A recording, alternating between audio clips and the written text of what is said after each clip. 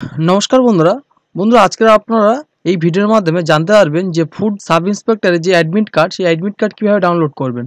তো বন্ধুরা আজকে এই ভিডিওর মাধ্যমে আপনাদেরকে স্টেপ বাই স্টেপ দেখাবো। তো বন্ধুরা প্রথমে আপনাদের এই ওয়েবসাইটে ভিজিট করতে হবে। তো ওয়েবসাইটের লিঙ্ক আমি নিচে ডেসক্রিপশনে দিয়ে দেবো, সেখান থেকে আপনারা এখানে চলে আসবেন। আসার পর দেখুন বন্ধুরা এখানে প্রথম দেখুন এখানে অ্যাডমিট কার্ড ডাটা সার্চ বলে যে অপশান আছে, এই অপশানে আপনারা যাবেন। এখানে আপনারা অ্যাপ্লিকেন্টের ফার্স্ট নেম ধরেও করতে পারেন এবং অ্যাপ্লিকেশন আইডি নম্বর ধরেও করতে পারেন, যেটা খুশি, ঠিক আছে।